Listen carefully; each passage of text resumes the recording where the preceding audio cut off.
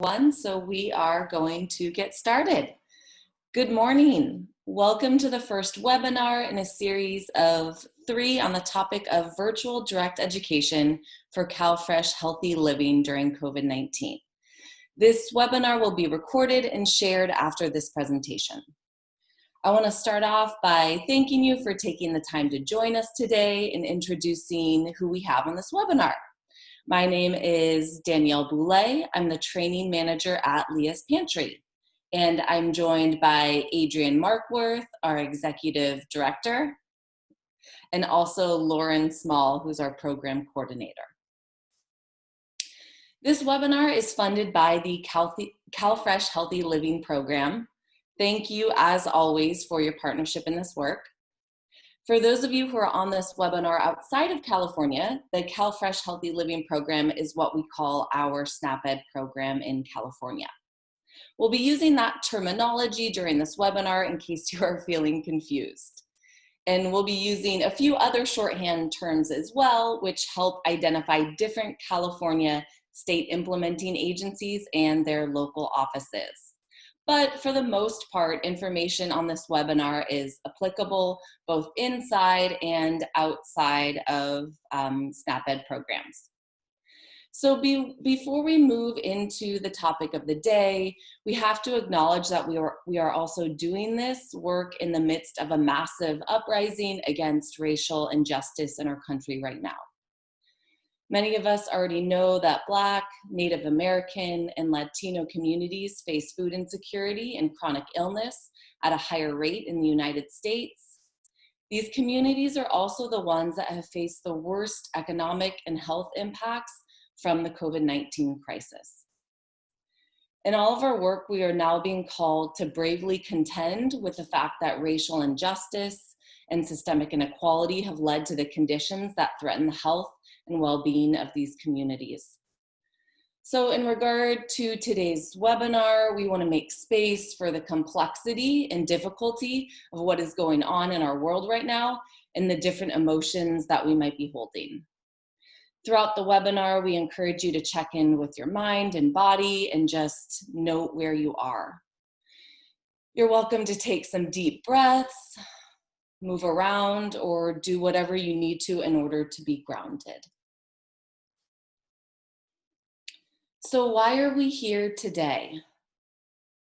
Many of us can no longer do our planned work because of COVID-19 restrictions, but we want to use the virtual environment in an allowable and impactful way. We asked you about your current activities during the webinar registration and got quite a mix of responses. Some of you have jumped right into direct education online, offering virtual classes via Zoom, Facebook Live, and GoToMeeting. Many of you started off with indirect education, preparing videos and sharing them through your networks. And some of you are just getting started squarely in the planning stages and looking to learn today. So here's an overview of the 3 webinars we're hosting for your reference. Today we'll focus on planning. Next week we'll focus on marketing and promotion. We know that there are a lot of questions about this aspect based on your registration info, so we wanted to dedicate an entire webinar to it. And then finally, the 3rd webinar is implementation. During the webinar, we'll be referring to a resource guide, which we will share in the chat box and also send out via email after the webinar today as well. We'll share it both as a Google Doc and also a Dropbox link. If you are unable to access either of those platforms, please just reach out to Lauren at leaspantry.org and she'll send you a digital PDF. This resource is going to be updated on an ongoing basis, so bookmark it for your reference and feel free to share anything you'd like to see added. So today we will start off by briefly introducing Leah's Pantry. Then we'll share a few thoughts on the impact of COVID-19 on this work. Next, we'll move into the building blocks of an online pivot to virtual delivery. And this webinar will provide ideas and resources to set your programs up for success. And last, we will hear from our guest speaker, Valeria from the Institute of Public Strategies, a CalFresh Healthy Living subcontractor working in Pomona. And they've got a great story, so we're excited to have them share. And during the webinar, we ask that you use the Q&A feature to ask a question to one of us, and then use the chat feature to participate and comment more casually.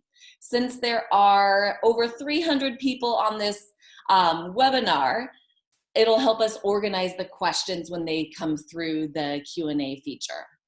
So we've set this up as a Zoom webinar, not a Zoom meeting, so there are a few differences to be aware of. This screenshot shows the difference between the Q&A feature and the chat feature. And yes, that is Daryl Hammond on the screenshot. Our staff recently had the pleasure of attending a webinar with trauma-informed care heavyweights about his Netflix documentary, Cracked Up. And we recommend watching if you can. And please feel free to comment in the chat box so we can all learn from one another as much as possible. So let's get started with this right off the bat. Moving to online direct ed is a big change and might bring up a variety of feelings for many of you. I know it did for me. Some of you might feel nervous, some of you might feel excited. So in the chat box now, share with the group what you are feeling when you think about this change. We'll come back to your responses in a minute.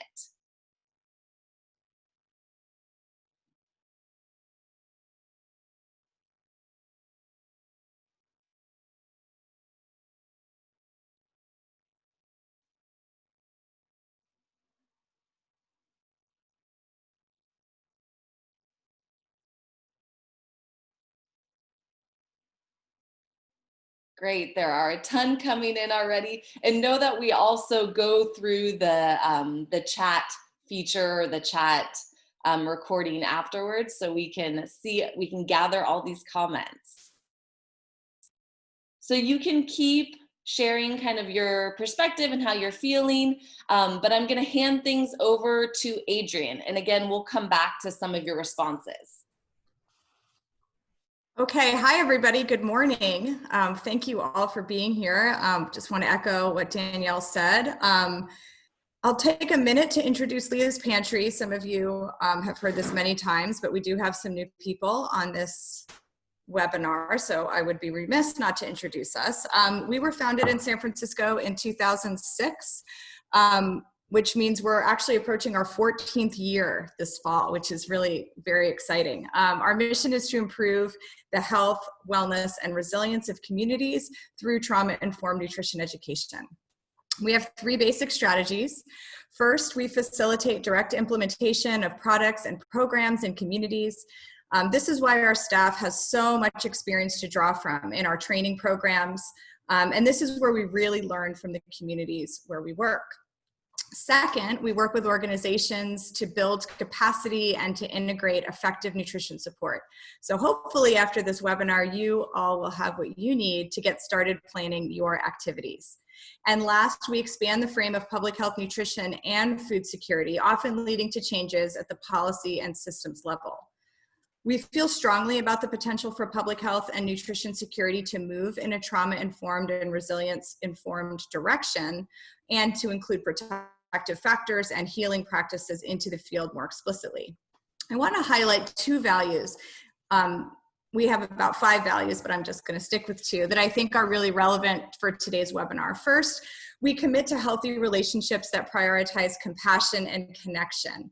I'm bringing this up because to me, this is the main challenges of moving our work to a virtual environment. And certainly as I'm monitoring the chat box right now, this is something that you guys are really, really missing as well. So hopefully we'll create a little space to talk about that today and to think of ways where we can really involve participants as deeply as possible in the programming. And we'll be addressing that especially during the 3rd webinar around implementation. The second value that I want to highlight is needing to center our work around diverse voices. And that's why thoughtful and intentional planning is such a necessity. As you'll see today, planning for virtual direct education is not just technical planning. It's not just choosing the platform and figuring out how to get everybody to log in, but it's really finding ways to listen and respond to the unique needs of your communities. Before we jump into suggestions for planning in this new environment, I do want to take a moment to examine how this change affects us as professionals. And I think the chat box is definitely echoing this in terms of what I'm hearing. Sandra Bloom's SELF model is an acronym that represents the 4 interactive key aspects of recovery from bad experiences. She describes SELF as a nonlinear cognitive behavioral therapeutic approach for facilitating movement, regardless of whether we're talking about individual clients, families, staff problems, or whole organizational dilemmas. I personally find it useful for helping to process change of any kind, even changes which on their face may not be bad changes. It's helped me realize that change affects everyone differently, and that my perspective on whether a change is bad or good is not always universal. It also helps with the yes and approach that we're trying to embody at Leah's Pantry. We can hear and accept others' perspectives while also having space to share our own, and all perspectives can be true. So applying the SELF model to online virtual direct education, I think is appropriate as we get started. Many of you on this call have been really successful at making an impact in your community through personal direct education. You're skilled facilitators and relationship builders, and there's safety in knowing how to implement these activities. But due to COVID-19, it's no longer safe to congregate in the same ways that we have before, so we have a tension here. In order to keep our participants and ourselves safer, we have to reimagine our work and forego the safety that accompanies our prior professional experience. A few minutes ago, I asked you to share what kinds of feelings arose with this change. So reading through a few of these responses, I see a lot of people miss the participation and getting the feedback. People miss the opportunity to build rapport and genuine relationships. A lot of questions getting answered immediately, right? It takes a while to type things out. You feel like you may have missed it. I mean, I'm certainly experiencing this right now in this moment, right? There's a ton of different things coming in. I want to respond to all of you. Food demonstrations, we're missing that. We're missing the activities and the engagement, getting to know people as individuals. Right? When it comes to getting people to participate, the awkward over-talking that happens on Zoom. We were actually just discussing this yesterday, developing the webinar script. You know, how do we gently invite people to participate without making them feel as though they have to participate if they don't want to participate? So just dealing with that social awkwardness. So there is some loss going on here. You know, we know that even when restrictions are lifted, and in some counties, you may already be planning on resuming some in-person direct education, it's not going to go back to how things were in 2019. Some people are just going to opt out of congregate education, and some parts of that education, such as group recipe preparation, may be too risky to include. Overall, we anticipate that virtual education will remain a part of CalFresh Healthy Living for the foreseeable future. But with a growth and change mindset, we can both mourn a loss and feel excitement about the future. The creativity and optimism that many of you are bringing to this situation, and we certainly saw a lot of positive responses in the chat box too. I feel creative, I feel optimistic, I feel excited. Really set a vision for the rest of us to follow. So that's that future circle. This webinar series is designed to help your organization set its own unique vision for the future while also learning from each other. We'll have guest speakers on each webinar who can share their experiences, and we'll share a PowerPoint template, which some of you have already seen, for you to respond back to us with your own best practices. Right now, it's hard to see the future. Instead of thinking about getting back to normal, we're actually using two phrases. One of them is the new normal, which is sort of where we are right now. But the other one, if I can, there we go, we're calling the next normal. So what are things going to look like next? We know for sure that shelter-in-place ordinances have drastically changed the way that people shop for food. For many, it's also significantly altered eating patterns. Food shortages, purchasing limits, and reluctance to go to the grocery shopping due to health concerns have changed what people buy, when they buy, and really how frequently. Transportation and food access, always challenging, have become even worse as public transportation or friend and family or relative support becomes hazardous. So reluctance to shop might mean less fresh produce, more frozen or canned. Purchasing limits have made it difficult for large families to get sufficient quantities of things like eggs or milk or butter. And we've talked about on previous webinars, the trauma of food insecurity may also trigger a feast or famine mindset in some consumers, leading them to purchase more than they actually need, even if it puts their financial stability at risk. The media is full of stories of people who have bought food they don't even like or know how to prepare. And many who've lost their jobs are having to rely on distribution networks or pantries to access food. So CalFresh Healthy Living topics are relevant. Budgeting, food security resources, food storage topics, cooking education are essential skills in this difficult environment. Even home gardening, kind of a supporting player in the CalFresh universe, has seen a huge surge in interest. I did a little Google Trends search, and you can see that starting at the stay-at-home orders, home gardening was getting a lot of airtime on the interwebs. But aside from our normal topics, social isolation is very real for many in our community. Those of us sheltering at home with kids and partners may not feel this as acutely, but I think the requirement that virtual education interventions must include interaction is vital. Making sure that we are seeking to be in relationship with our community members, not just sharing content, is essential. Luckily, CalFresh Healthy Living is able to respond to these changes. We've had to make some accommodations, but our work can continue. So what's next? Some aspects of this work will remain in place even as congregate education continues. We accept this as a going concern, and then it makes a planning step even more important. We need to think about documenting processes and lost my place, collecting data, analyzing impact so that we can continue to learn and improve. I think without a consideration of the next normal, we might fall into a mindset of reactivity, where the planning and the post-mortem don't matter because, oh, this will all go away very quickly. So our assumption is that we're going to do this, and we're going to do it for the foreseeable future to some degree, and that we want to do it well. So we hope you'll join us on this adventure, and I'll pass the mic over to Danielle. Great, thank you, Adrienne. So before we cover planning, let's define virtual direct education in the CalFresh Healthy Living program. Virtual direct education has 3 components. It uses an approved curriculum. It's a class that has at least 20 minutes in length and participant interaction, which may be either via a live class or interactive media. And you have all received specific guidance from your state agencies, which we'll briefly review during the curriculum section. The aim of this webinar is to assist you with the process of planning for virtual direct education. Since we know there remains some gray area with regards to participant interaction and a lot of interesting examples of hybrid learning, we encourage you to stay in communication with your state office or program officer as you plan and implement. We are not able to approve any specific plans. Also, we wanted to point out that in many cases, activities originally planned as direct ed on your IWP will end up being indirect ed.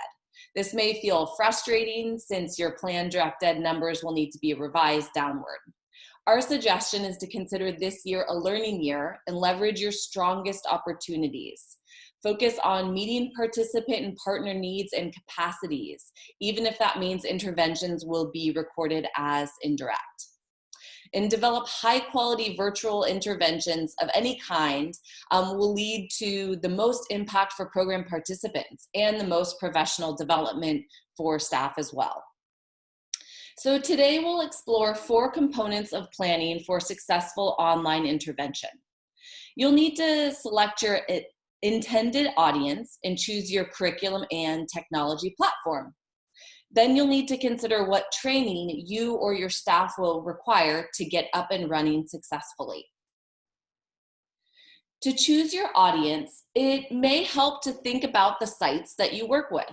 When Leah's Pantry did a lot of direct ed in San Francisco, we had quite a variety of sites that made up our portfolio.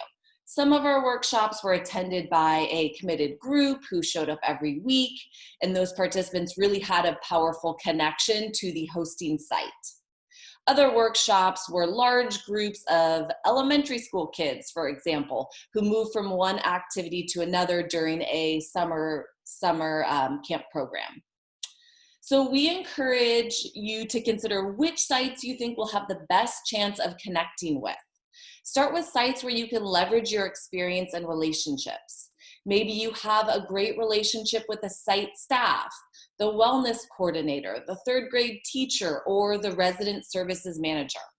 Start in a place where you feel comfortable, because sorting out effective online education might require some or a lot of tweaking to get it right. So this slide shows one way to think about your sites. This isn't the only way, but may be useful as you move through the planning process. Schools are one big opportunity for virtual education. And though most schools have finished for the year, it could be a great time to start exploring opportunities for next year. Though we don't know what will happen next year, we know that districts are simultaneously planning for distance learning, hybrid learning, or even a full return to traditional teaching. Districts will be making their decisions based on local transmission data and working with local health departments. If you currently work in partnership with schools, you are probably aware of those details in your area. If you'd like to engage, once school is back in session, now may be a time to start scenario planning with school leadership. We've been working with several schools in southeastern San Diego this spring, creating school gardening videos, and this direct education has set us up well for more sophisticated interventions next year. We've maintained a strong relationship with the school principal, we've collected data on the videos, and we've started planning for several scenarios. We've also been in regular communication with our project funders, keeping them updated as we go. So we'll get back to the other types of sites in a minute, but first, in the chat box, we'd love to hear about what has been successful or stressful in planning with schools during this time, and how are you starting to plan for next year?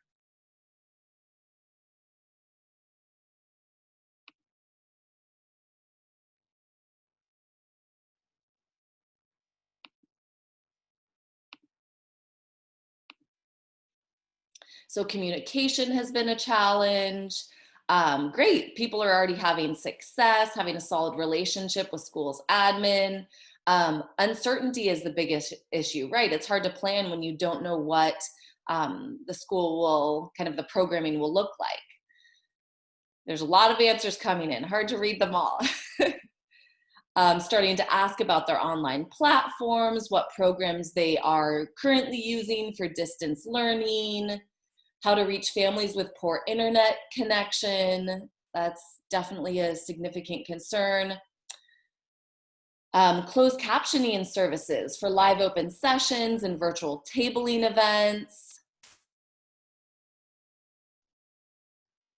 Challenges or not having access to lessons that students have done. Great, so it's hard to know what to build from if you don't know what they're currently learning. Some people are facing a limited number of attendees. Great, so thank you for sharing some of those successes and challenges, and we'll continue to read through them after the webinar as well. So moving back to the different sites. Let's call the second group low-touch sites. These sites may have fewer one-on-one interactions between site staff and participants. Participants might not know each other, and you might have had less consistency from class to class. This could be a library, drop-in center, or a food pantry. And at these sites, staff may not have strong relationships with program participants, which might make it more difficult to recruit them for a class. We'll talk in depth about marketing and promotion on the next webinar, but this is important to consider for planning as well. How will you get reliable information about what participants connected to that site want to learn, or how they will be able to access a virtual class? Low-touch sites may not be the best fit for direct education unless a strong marketing plan is in place. A third group is the high-touch sites. These sites are distinguished by a strong connection between the site staff and the program participants. These program participants might be regular clients of an ongoing program. Site staff are able to contact individuals via text, phone, or email and invite them to participate in a class. They could also assess needs and interests more easily than low-touch sites. For example, on the third webinar in this series, we'll hear from Nick at Northern Valley Catholic Social Service, who will share about his success running Zoom classes with clients of a wellness center. And the staff lead at the site was truly instrumental in engaging the participants. So finally, what about new opportunities? This is where some creativity can come in. Consider if there are new sites, I'm doing air quotes, that you can access virtually. So today, Valeria will share how they've leveraged micro neighborhood site Nextdoor. And on our second webinar, Catholic Charities of Santa Rosa will share how they're working with both physical sites that they've partnered with in the past, and also how they're tapping into their extensive Facebook community. So once you've identified your initial sites, you can call or email site staff. When you do get in touch, we recommend that you prepare to be flexible. Make it clear that you want to find a way to be responsive to participant needs and not necessarily kind of present a finished plan to the site. Figure out what capacity they have and what they've been doing already. Find out what opportunities there are to learn about current participant needs. Being transparent and taking the time to listen and gather information from partners will help build trust and effective programming.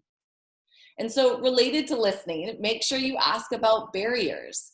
Some sites may feel that they have more pressing priorities than nutrition education, or they just simply don't have a way to contact participants about a class. Taking the long view will take pressure off conversations as well. Your sites may not be ready now, but if they know you are open to providing distance opportunities for their clients, it could set things up nicely for a summer or fall virtual class. For sites that are ready, the first step is to learn as much as possible about potential participants, even if you have worked with them before. Some questions that would be good to ask site staff include, what is the digital literacy and access of your proposed audience? How do you know? How can you learn? What is the appetite for digital learning among this population? And what do they need right now? What are they interested in learning about in terms of nutrition and cooking? Are there particular needs that have emerged? What do we know about their current access to food? And the key learning here is that when you have a strong relationship to the site lead, and the lead has strong relationships with potential participants, your intervention is more likely to be successful. We've seen this from many partners, and you'll see this as a theme in the Partner Bright Spot slide deck that we'll be sharing with you after this webinar. So not all of you will work through partner sites. Some of you might recruit directly from participant populations via social media or other avenues that you have. The same questions are relevant in this scenario, and strong relationships are a good indicator of success. When the Institute for Public Strategy shares their story in a few minutes, this topic will come up again. But we'll first share a little of our own experience. So early in the pandemic, we quickly turned our in-person food waste workshops into virtual education in San Mateo through a partnership with Office of Sustainability and our fellow nonprofit Fresh Approach. The first thing we did was leverage our site contacts to distribute a survey to potential participants. Some of the questions we asked were, how likely are you to use or participate in the following ways to continue connecting to this project? Joining a small group conference, joining a small group video. We just included a variety of options that were kind of on the table. And all of the responses that we received helped us shape the programming that we ultimately offered. You'll hear more about this project, especially the challenges of class promotion and partnerships that make this possible when Fresh Approach joins us live next week. So before we jump into the next planning step, we want to poll all of you. So the question is, Have you viewed any virtual videos or participated in any virtual classes over the last couple of months? And it's from another organization, not your own.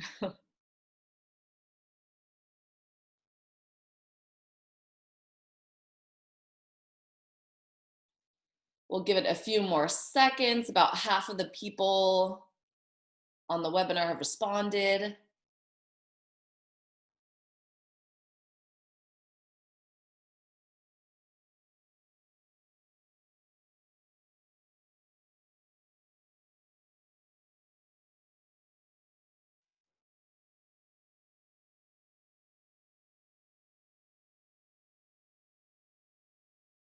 Great, I think we can end the poll and we'll share the results.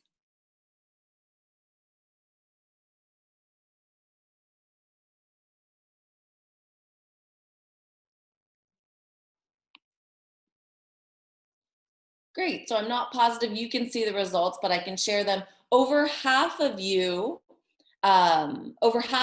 have indeed watched some virtual direct ed. About a quarter of you have not, and then another 16% plan to. So thanks for sharing kind of what you've done. And this is related to our next planning tip, which is learn from others. So virtual education is a new territory for many of us. Just from interviewing a handful of partners and compiling the Bright Spots PowerPoint slide deck, I've learned about different platforms, facilitation styles, and promotion strategies. Do you attend any online events outside of work, such as exercise classes or virtual book club? Think about what makes those activities successful and how could you translate those elements into a CalFresh Healthy Living online event. We've mentioned our resource guide a few times, which includes the compiled Bright Spot slide deck, along with links to specific direct ed sessions. If you want to share links to any of your recorded sessions, please send them to me at danielle@leaspantry.org. We'd love to include them in that resource guide. So when you're watching or participating in another virtual class, consider the following things. What was engaging for you? Did it fit your personal or organizational style? What were the presentation details? Was it scripted or off the cuff? How was the pacing, interaction breaks, discussion opportunities? What about the filming details? How was lighting, the room setup, or camera perspective? If there was a food demo, what were the logistics like? Where was the demo located? Were all of the ingredients ready to go? Did it feel too long, too short? And finally, the use of materials. How did they use slides, posters, visual aids? You know, visuals that work well in an in-person setting may not translate to virtual direct ed. Also, if you live in a household with other people, think about recruiting them for a little market research. When we launched our virtual garden education classes in San Diego, Adrienne had her 2 boys watch the video to see whether they could do the activity the educator was explaining. She took notes on their attention span and then interviewed them afterwards to see what they thought. Right away, they had great feedback for our educator, who was brand new to this style of teaching, and she really appreciated the comments. We learned little things like pause after directions for longer than you want to, and then repeat them, which felt awkward without a live group of students in front of her, but it was essential for Adrienne's boys to keep up with the hands-on activity. I think this particular tip might be really relevant if you're doing a label reading lesson and asking your participants to grab a food package and play along. So if you are feeling nervous about facilitating, having family members critique other people's videos might allow you to avoid some initial mistakes without asking your partner or kids to critique you. So moving on, once you've spoken to some of your site partners, have a good sense of participant interests and needs, and have learned from others doing this work, it's time to choose your curriculum. Depending on your funder, you'll probably have different options for what to use. When you registered, we asked you what you were using or plan to use, and we summarized your responses in this pie chart. The takeaways here are that about a third of you have not selected curriculum or do not intend to teach and are watching this webinar to provide support to others. But the other takeaway is that a lot of options are going to work well. You all responded with over 50 different curriculum choices. About a quarter of you specified a curriculum, but that curriculum didn't receive 10 total responses, so we just grouped them together. About 20% of you specified a Leah's Pantry program, which includes Food Smarts, Around the Table, eatfresh.org mini course, and the remainder of you identified a generally approved curriculum like Catch, Eat Healthy, Be Active, or the OC Nutrition 5 class series. So last week, CDPH released guidance clarifying that LHDs can use any approved curriculum on the state list. Previous guidance had limited curriculum to 1 per age group, so the timing may be good for many of you as you expand your direct ed plans into the summer and fall. Catholic Charities, UCCE, and CDA have released similar guidance, and the general theme is that the curriculum must be SIA approved, and curriculum fidelity must be maintained, in addition to having an interactive component. And again, please direct any specific curriculum questions to your state agency or program officer. So here are some questions that you can ask while selecting a curriculum. What do I use now, and can I imagine delivery online? So starting with what you know is a great place to start. Think through that curriculum and how it might translate to a virtual format. If it's really interactive curriculum, it might be best for Zoom or a meeting platform.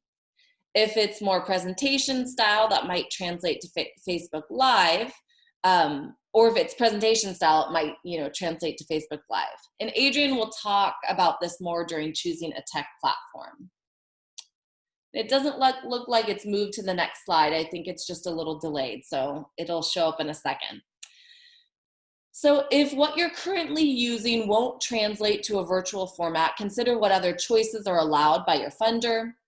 What options do you need for language, series length, closed captioning?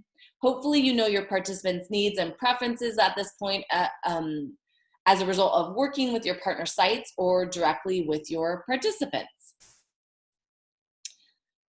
And what support or resources are needed for this transition, and are they available? Do you need PowerPoint slides, for example, or technical assistance with virtual interaction?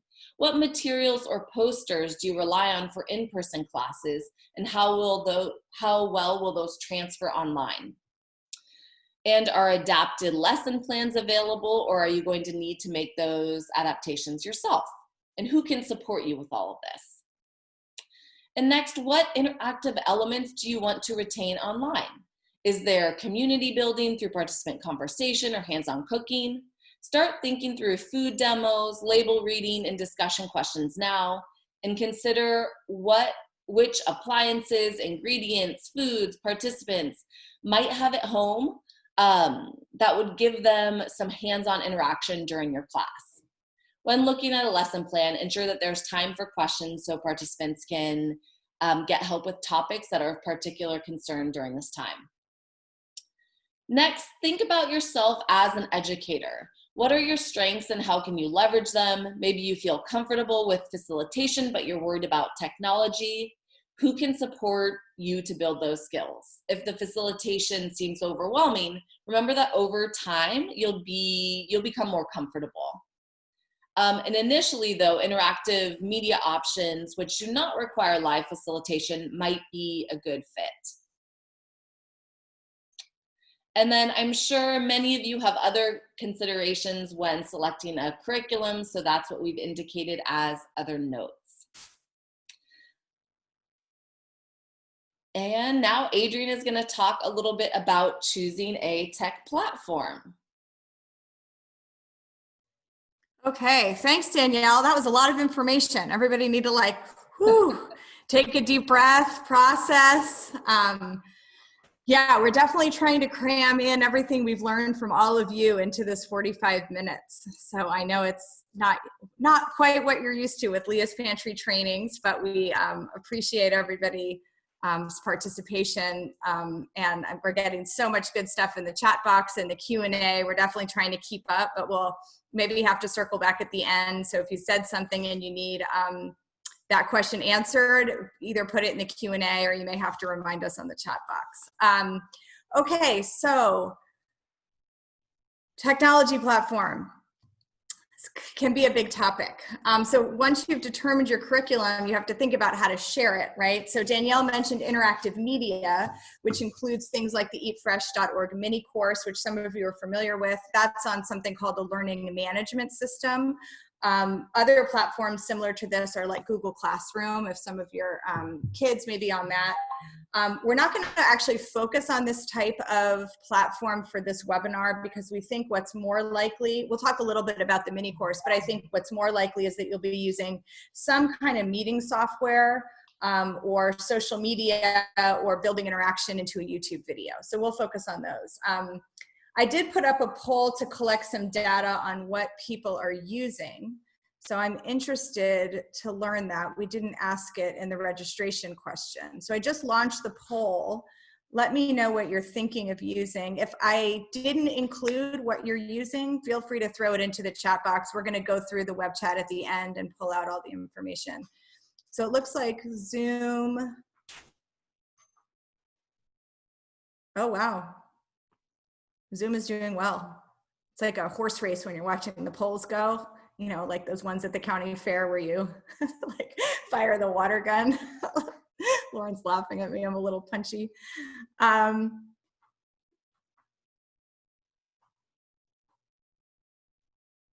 Facebook Live also seems to be popular. A WebEx, okay, I see you, Lena. Oh, Teachable, that's interesting. I don't know what Teachable is, if it's a learning platform or if it's a meeting software, but we'll definitely check that out. Okay, I did forget WebEx, and there's plenty of you that are using WebEx. So YouTube, and that would be more of like a hybrid model, because YouTube itself as a video wouldn't be direct education. Okay, I'm gonna end the polling now, but, oh, people are still voting. It's too exciting to stop. Okay, so I'll share the results, you guys can see.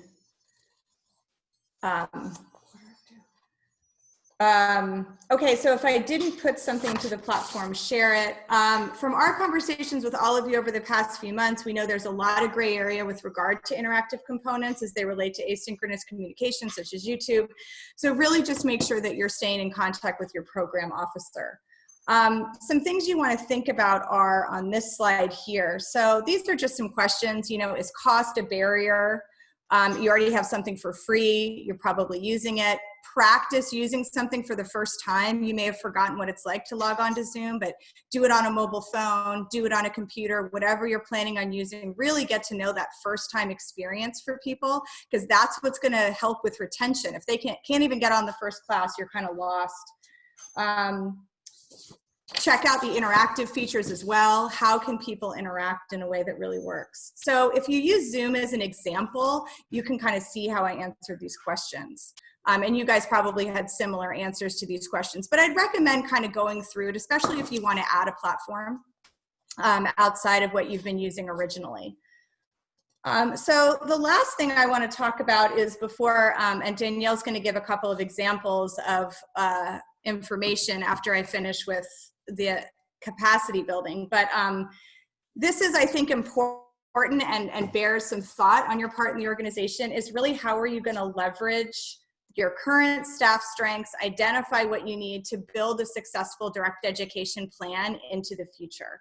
So really leverage that peer-to-peer learning and support among your team and build upon people's strengths. Expect that people are going to be insecure in the beginning. Expect that it's not going to be comfortable, and just build that into the process. Don't let people suffer silently, because they're going to grow faster if they feel like it's okay to express some negative feelings. Assessing that technological infrastructure, internet may be better in your office, but technology may be better at home. Really think about what's going to work well. Practice using the technology that you have. And then really practice with each other. Use staff meetings and other meetings to give people the opportunity that they need to do this well. So we are running a little bit short on time. We've gotten a few minutes over. So Danielle, I'm hoping you can take over the next few slides and do the examples. Sure. Yep. So what we've done now, is we've kind of gone through 2 examples showing you how you might plan for this type of online education. Great. So I mentioned the chat box. We are going to run about 10 minutes over. Sorry, we just tried to cram so much goodness in there. We understand if you need to leave, this will be recorded and shared. So stay as long as you can. So now that we've covered the basic planning steps, we're going to show you 2 examples, and then Valeria is going to jump in and share a third. So one example will be an interactive media example that uses the eatfresh.org mini course. The second example will be a live session using Food Smarts, and then again, we'll hear from IPS and about what they've done. So the first one, the eatfresh.org mini course. As many of you know, the mini course has been in the CalFresh Healthy Living program for a long time and has always been considered interactive media under the DirectEd framework. The course allows data card collection information, and it's easy to track where people are coming from using the referral codes. If you'd like more detailed information about this course, you can watch a webinar we recently held for the UC Healthy CalFresh program, which is now on our YouTube channel. And I think I'm going to screen share because I realized Adrienne has to hop off, but she has the slides. Let me just do this now. Wait, actually, Lauren, are you able to do that? Yeah, I can do that. Thank you. Okay, great. So we can share the webinar to more detailed information about Eat Fresh mini course implementation if you're interested in that. So in an example with a mini course, let's pretend we have a group of older adults who were very involved in a senior center prior to COVID and had taken some computer classes offered through the site. The wellness coordinator has been doing some phone calls with her clients, and they're interested in doing some virtual education. To get up and running quickly, we decided to use Zoom technology to deliver the Spanish version of the mini course as a group and allow time for discussion after each topic. We expect to cover the first 5 topics over 3 30-minute meetings. And if the group wants to do more topics, we will continue on. So in order to simplify the technology for seniors, we only want them to install Zoom, but not the mini course. This means the technology is a little trickier for us as facilitators, but we will put one staff member on tech support. She'll be in charge of helping get everyone onto the meeting, answering chat box questions, and keeping mics open or muted as necessary. Our other facilitator will do the talking, but not have to worry about the technology. And since everyone is using 2 computers, we are all going to get onto Zoom or our mobile phones and practice different features in advance, since the participants don't have the computers and will want to help them. So we'll also have to practice the session with the wellness coordinator so she can help us iron out any kinks before inviting the participants to join.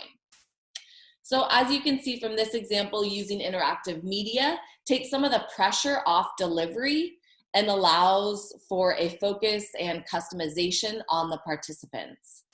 Knowing in advance some of the technology barriers helps us design an experience that will be successful. And adding in a second facilitator and involving the site lead in planning are both best practices as well. So in our second example, which is slide 41, thank you, Lauren. This is for a live session of DirectEd using Around the Table curriculum, which is a newer addition to our portfolio and the CalFresh Healthy Living program. It was also recently accepted into the SnapEd Toolkit, which we are very excited about. This curriculum upholds principles of trauma-informed facilitation and engages youth using a holistic lens of nourishment and wellness. Next month, we are planning to deliver this curriculum via Zoom to a group of former foster youth participating in 6-month resilience program. So in this example, which is a project that Adrian's working on in San Diego, the class was already scheduled, so they're just going to go ahead with an existing program. The audience is older youth participants who have aged out of the foster system and are clients of our partner site. This series is part of a larger initiative, so we're confident that we'll have 25 youth participating in the 6 classes held over 12 weeks. We chose Around the Table, but we'll need to modify some aspects for virtual delivery over Zoom, which is the platform that the youth already use at other programs at the site. So we need to retain the integrity of the program, especially the youth-led portions, the conversation, and the cooking literacy. We'll share more about this project during the 3rd webinar, but I'll share a few examples that require some planning. So for one, we want the youth to eat together in the breakout rooms, but we'll have staff from Leah's Pantry and our host site help facilitate the discussions and iron out any challenges finding the materials. We're also considering using some pre-recorded videos instead of doing everything live to reduce the pressure on having to execute it all while managing a lot of technology. And for our 3rd example, we'll invite Valeria from Institute for Public Strategies to share about their direct education experience. And we asked them to share their story because we think they did an amazing job with selecting a platform that meets participants where they are and really builds upon previous successes. And while the focus of the webinar is planning, Valeria is going to share a few slides about their entire experience. And Valeria, hopefully you're unmuted now and able to speak. And just let us know when we should move to the next slide for you. Okay, can you hear me? Yes. Okay, perfect. So my name is Valeria. I am the health educator for the Institute of Public Strategies, their Healthy Communities project. So basically going off a little bit about what you were all saying, due to the whole COVID-19 situation that we're in, we've realized that we still needed to complete all our deliverables, but doing that in person was not an option anymore, or even with, you know, a minimum amount of people in a room. It didn't feel safe for us, and it also didn't feel safe for the community either. So what we did is that we just decided to do online virtual ed, and we were going through a bit of platforms. One of them was Instagram that we thought would be good, and then the other one, which we ended up going with and using, is Facebook. And the reason why we chose Facebook is because in the previous cohorts that I've had with parents, I noticed that a majority of them, and I want to say 95 of the participants in the class, of the parents in the class, they were on Facebook and they were using Facebook on a regular basis. They had groups in it, they were very interactive within it. And at a particular site, our Palomares Academy, it's a high school that I taught at, that cohort, they asked if I could create a Facebook group for them in order for them to interact and talk about the recipes, talk about the lessons, or ways that they were doing healthy alternatives so that they could help each other when I wasn't there when the class would end. So I thought that was a really great thing, especially that it came from them, because the whole thing that we're trying to do here is create a sustainable behavior that will keep going after our classes end, because after they end, we can't really do the same site over again. So I did the Facebook group for them, and I noticed that it was very active, and it felt like a small community based on what we had done in the cohort. So when it came time to do the nutrition ed via online and, you know, a platform, I thought that Facebook was the best one to use because, one, a majority of people are already on it, specifically adults. It's a very popular app within adults, and it's a very easy and user-friendly website and also app. So it can go either or, whether they wanted to use it on their desktop or their laptop or do it through the app. So what I went and did is I created a cohort a private cohort for the specific group that I was going to be teaching. In this case, it's on the slide here. It says nutrition class cohort 1. That is what I labeled it. And the classes are 30 to 35 minutes, and we have a nutrition lecture and a food demo. So next slide. So as I said before, Facebook was the safest bet for us and for our participants too. And again, it was very popular within that community. And we did do a survey for our participants.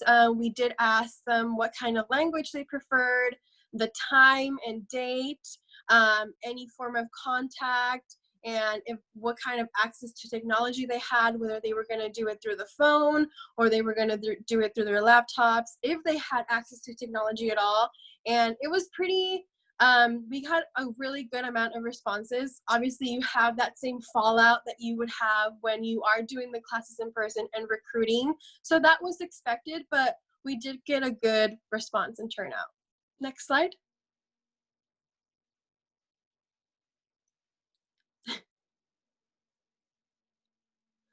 So our outreach was conducted through social media and by reaching out to previous partners that we had where we did our cohorts in person.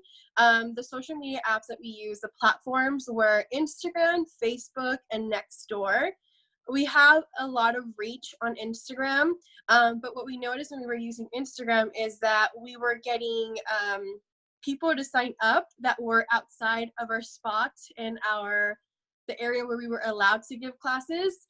That to us was difficult because unfortunately they can't sign up, or if they could, we had to give priority to our people first, our community. But it's also a really good thing because it shows that these classes are making it online is more inclusive and more accessible to people. And then so after that, I decided to focus more on Nextdoor for the outreach, just because the Nextdoor targeted my specific community where I was in. So you input your address and it targets your neighborhoods around you. So once I did it through Nextdoor, the majority of the people that were signing up were from Pomona and surrounding areas. And then again, the survey, a majority of people decided to go, their preferred form of contact was direct message on whichever platform they were reached. And I think we only have 2 people that chose text and email, but it surprised me that a majority of them were leaning more towards staying within the app and messaging each other through there. Next. And then some important lessons that we learned was, the first one is, to me was very important, is the fact that participants really like the option of having the classes online versus in person. I realized that it made it more inclusive and more accessible to them, specifically the ones that were in the low income communities. I expected them to not have access to internet or technology, but even we have seniors in the class that are like, no, I have it on my phone, and my daughter made a Facebook profile for me and I can work it through my phone. So even within that, I realized that they were more open to the option of doing it online versus in person. The participants really valued my transparency with them and my flexibility. Transparency in the sense that this is my first time doing any classes online, so it's very different online versus in person. You have to try really, really hard to make it more interactive and engaging for them. So I was very honest with them, and I think that they appreciated that because they, along with us, were getting used to this new system that we were doing. And my flexibility in the sense of, if there were Spanish speakers, I would just do a separate cohort for them within that class, so that the class was 100% in Spanish for them and they had their own time.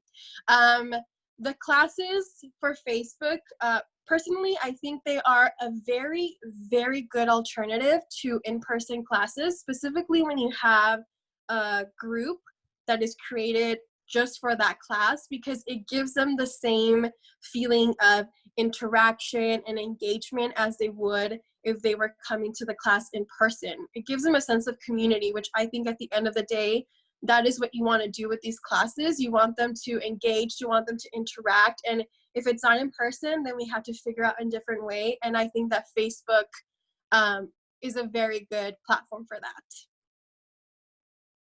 And these are just a couple of examples of the promotions that we did. So the one that says, "Welcome to Leah's Pantry Food Smarts," that's our intro for our actual direct classes and food demos. So that is kind of like an intro that we sent to them to keep them engaged as we were editing the videos and working on them and filming on them. And then the picture in the middle, that's kind of a recipe that we used from the Eat Smarts and everything. And like we were letting them know, this is what you can expect. And then the other one with the blender, that's just a promo that I created to in English and Spanish to promote the classes and get people to sign up. And then for me, what made this successful is the constant interaction that I have between the participants and myself. I reach out to them through their preferred form of contact, letting them know, hey, reminder, there's a class today. I post on the Facebook group. I post different recipes they can use with the food demos we're going to be doing. I post information from the food demos, like information that I would do in person. I do the same thing, but instead I do it online. So I try to keep that same interaction and feeling as if I was giving the classes in person, but online instead. Filming and editing and transcribing the subtitles, it does take a while. I will admit that. Time management is definitely key. If you are editing and transcribing everything, be prepared to do around a day to 2 days of work. Once you get used to it, you can do a day and a half, and that's pretty much all you need. Trial and error is necessary. The first 2 lessons that we did, it was kind of just feeling the waters and seeing how they were responding to what I was doing, and definitely asking for feedback. They gave the feedback, and that's what I followed on and picked up on, and that's how the classes have turned out a little bit better. And then again, the participants really enjoyed the idea of online classes versus in person. These are just some of the quotes that I've had for the comments for the Facebook classes, also emails and during phone calls. Again, they appreciated our flexibility. They were impressed at how much information came from cooking oils they were not aware of. And they liked the classes, and they really liked the option of having the opportunity to watch it again and as many times. Because when you do a live video on Facebook, whether it's in your group or on your personal page, the video actually stays within your feed, the live video. So if someone misses a class, they can come in later and watch it. And that's what they liked. And yeah, that's kind of what we did. The food demo was pre-recorded. That was filmed before, and then I edited that. And Sean Bell, my coworker, he films the video. I edit it, add the graphics and everything. And that's kind of just how it works. I post that beforehand, and then the nutrition lecture is what's live. Great. Thank you, Valeria, so much. I think your story is such a great example of being responsive to participant needs and truly building community through this online platform. There were a few questions that came in. So Anna asked, how do you collect data cards when using, oh no, this is not for you, this is for Facebook Live, which actually Christian and his team at Catholic Charities of Santa Rosa will be able to answer next week. But there is a specific question for you. Did you notice that kids were around, and how did that go? Yeah, so some of the adults did have children around. Some of them had senior citizens around. And the kids were very much into the classes. I believe there's one family who has children, and they were coming in and watching the class. And I think the fact that they had the option to do it in their own home from the comfort of their own home, they had other people around them to help them with the children while they themselves took the class, which is, again, it's taking that into consideration when you're doing in the in-person like teaching. they probably don't have that person to help them out, or they have to bring the kids with them, and that's something that can, impede them from coming to the classes. Great. And then one other question, can you explain how you collected the data card information? Yeah, so before that, we do our pre-survey before they actually participate in the class. So as they're signing up, we ask them questions about, the regular, your age, your ethnicity, male or female, do you participate in EBT or any food smarts programs? And then we also do give them the pre-survey through a Google Sheet, which Fresia created. And then they turn that into us, and it's pretty much taken care of as soon as they sign up. Great, thank you. So you basically, you have them complete the data card before they even join the Facebook group? Yeah. Okay, great. And we had a bunch of questions come in. We will answer those.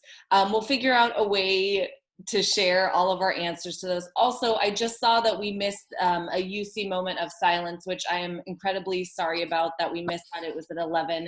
We did not anticipate to run this over. There was so much information. I know our team is participating in the NAACP moment of silence at 12:45 today, but I'm really sorry that we missed that. And so here are some resources that we'll be sharing over the course of the webinar series. And we hope that you've enjoyed this webinar. Thank you for the 270 of you who stayed on. We really appreciate your participation and partnership. And as always, reach out to us with any questions. We hope to see you next week for our marketing and promotion webinar. And I promise that it will not go over. We just had a ton of content today. So I hope you all have a wonderful and safe day. Thank you.